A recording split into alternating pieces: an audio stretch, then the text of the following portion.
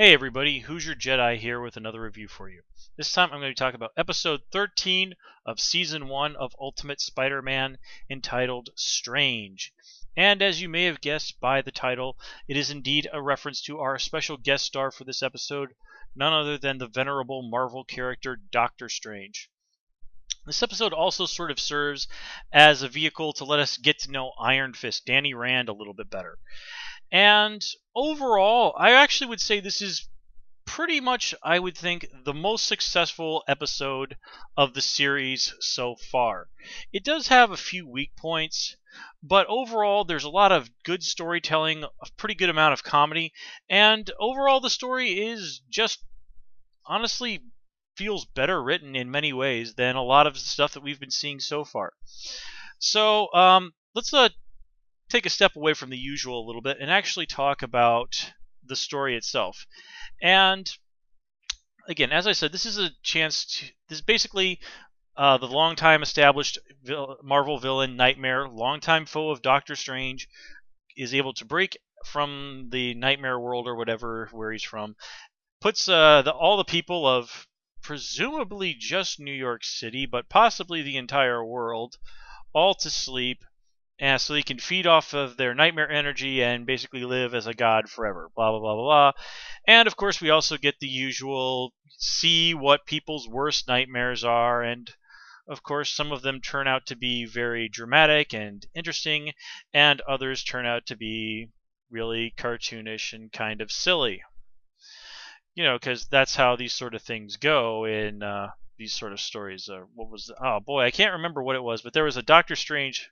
I'm not Doctor Who episode, Matt Smith Doctor Who episode from not that awful long ago that basically went down very much the similar road.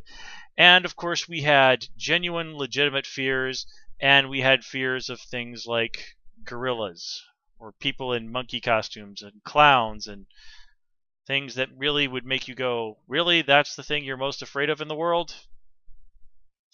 But anyway, this is honestly, I don't want to say a little hackneyed, but this is something we've just seen done so many times in so many other shows. And while the show does go down that whole people's worst nightmares thing, it does it reasonably well. It still doesn't change the fact that this is a very, very, very well-worn road. And you know, I in and of itself, I really feel a little bad holding that against the show as a negative, because as I said, it's something that a million other shows and movies and TVs and books have done, and it certainly is done at least to an acceptable level here.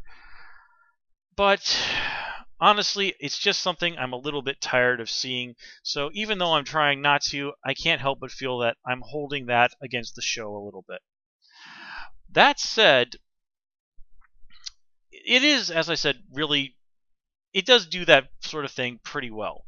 But anyway, let's get back into talking about the characters, which is, of course, what we mainly do around here. Let's start off with Iron Fist. Now, out of all the amazing friends, Danny is the one who's the least prone to being a jerk. He's actually, I would say, the most reasonable person in the group. Now, you can maybe make the argument that Ava is the more level-headed, or at least the more serious person, but she's so lacking in people's skills that she just comes off as a know-it-all and annoying and abrasive.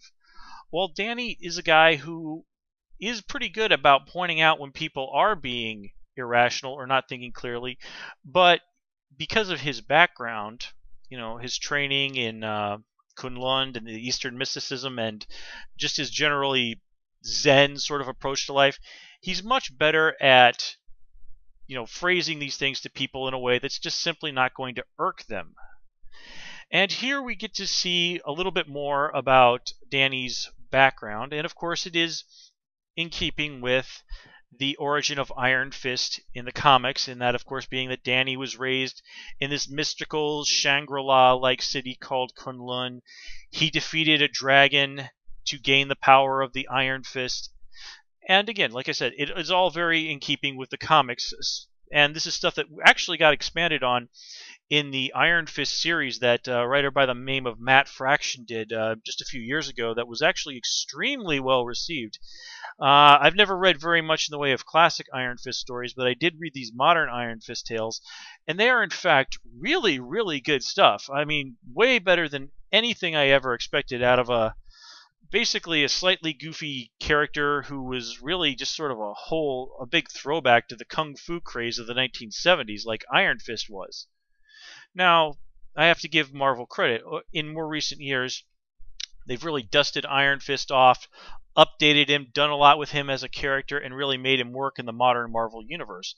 And the rendition of Danny that we see here in Ultimate Spider-Man is a very good realization of all the good that has been done with the character of Iron Fist in recent years. Now, we also get to see, of course, in the story, Iron Fist's greatest fear, which is that he is somehow unworthy of the power of the Iron Fist.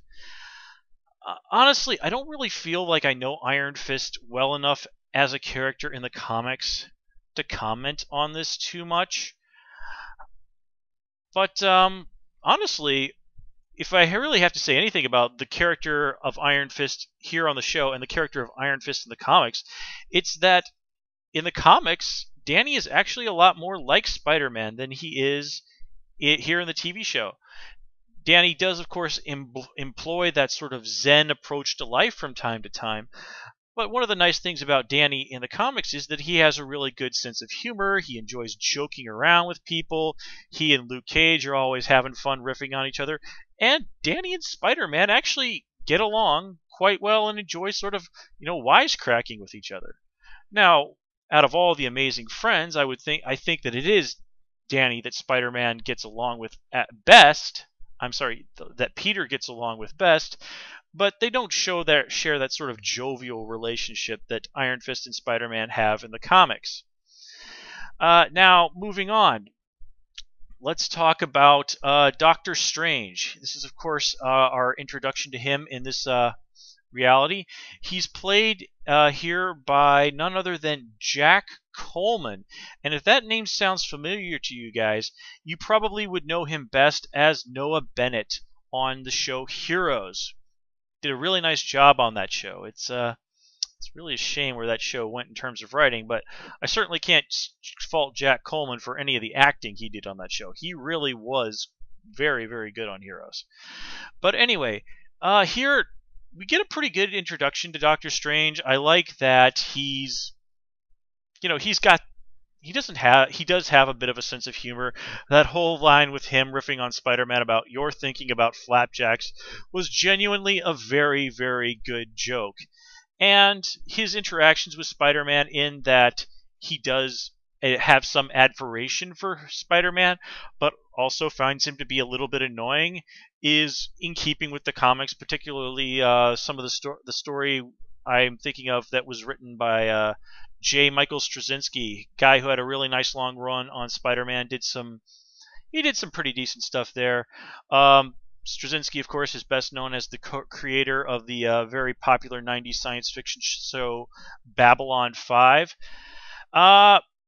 And when we get to see a look at Doctor Strange's greatest fear, he's basically turned into a stage magician, a sign that his greatest fear is like Iron Fist, that he is unworthy of the power that is bestowed upon him, that he is a fraud. And Doctor Strange is one of those characters that I honestly think Marvel really has a hard time figuring out what to do. Whenever he turns up in a story, he really is there more to serve as Deus Ex Machina, some kind of magic, waves his hands, and then something crazy happens, and then because Doctor Strange did it, because he's Sorcerer Supreme, we're all just supposed to say, yeah, like, okay, yeah, that's fine, it makes sense. So he's not a character that I feel I have a very strong read on. But I do think that this lack of confidence in himself, this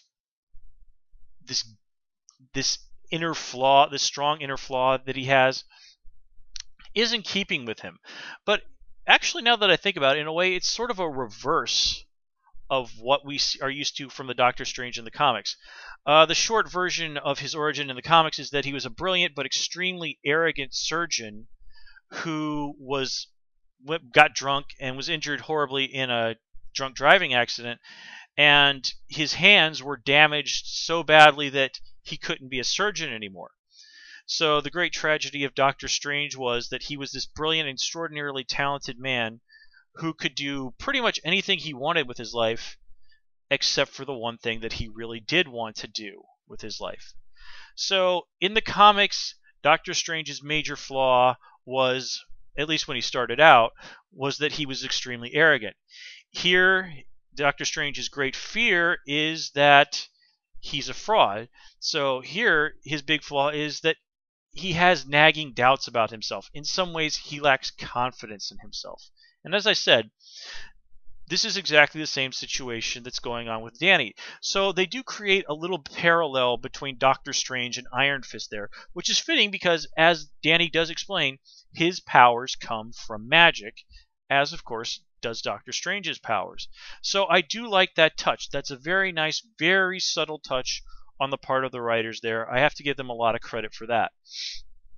Now, before I get into talking about Peter Parker, let's briefly talk about our big villain of this episode, Nightmare. As I said, he's a long-time established Doctor Strange villain. He's turned up causing problems around the rest of the Marvel Universe more than once. Last I heard, he showed up in Avengers Academy, a really, really nice book that's not quite found as many readers as it should, but is still a very well-written series. So if you're into comics and haven't checked that one out, do check that out. And incidentally, Avengers Academy is also home to the mainstream Marvel Universe's version of our own White Tiger, Ava Ayala. So yeah, she exists in the mainstream Marvel Universe, in case you're curious. But anyway, this time around, we have Nightmare being voiced by the one, the only, Luke Skywalker himself, Mark Hamill.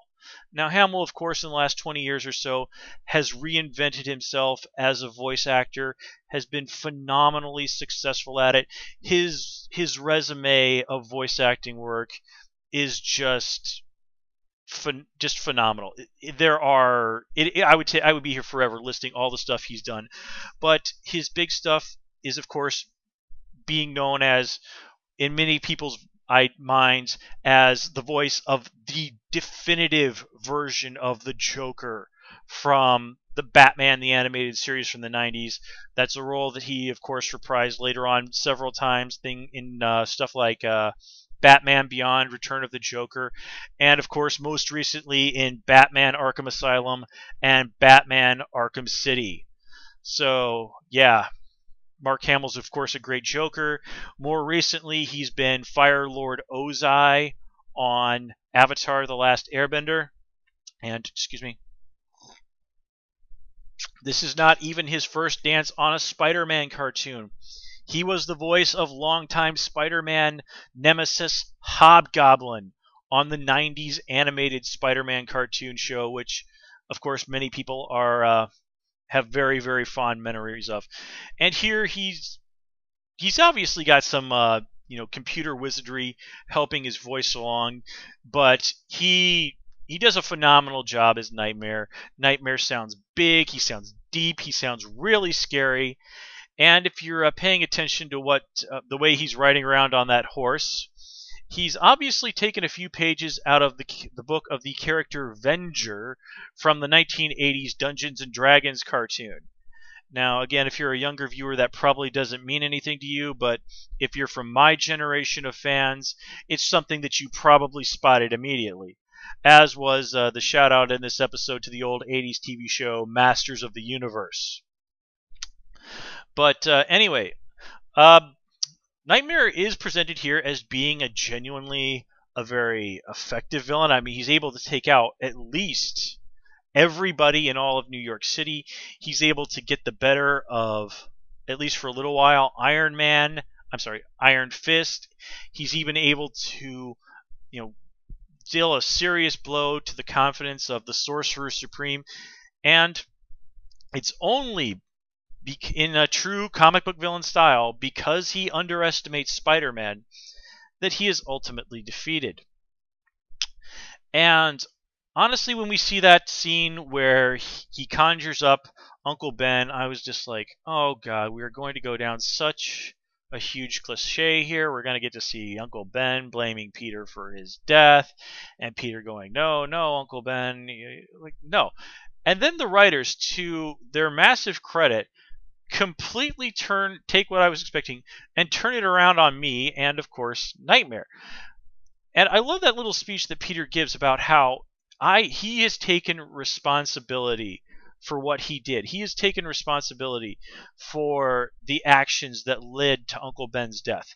And he has done so by embracing Uncle Ben's philosophy of with great power comes great with responsibility. He has gone out there and is doing good because he can do good.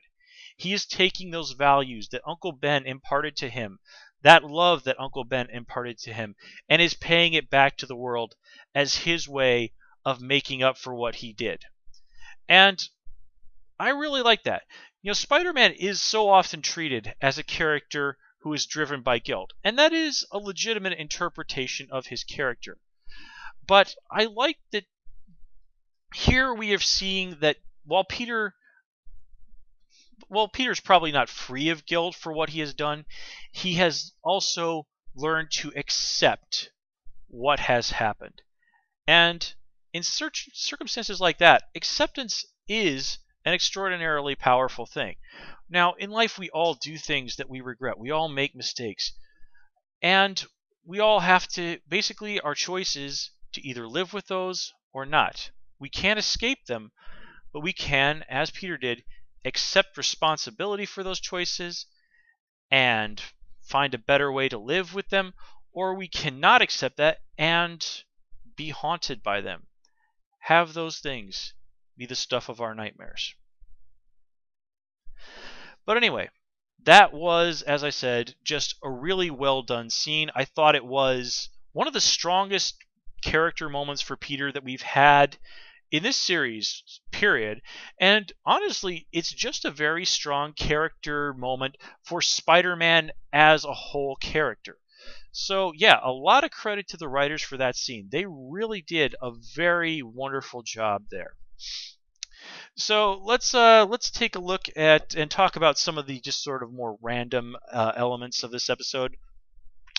I did get a big kick out of the scene at the very beginning where we see Peter waking up with 6 arms. That's, of course, a reference to one of the more goofy Spider-Man stories. I think it was probably from the 70s. And, you know, it is interesting if you stop and think about it that one of the major criticisms that people level against the show is that it's goofy and that it's silly.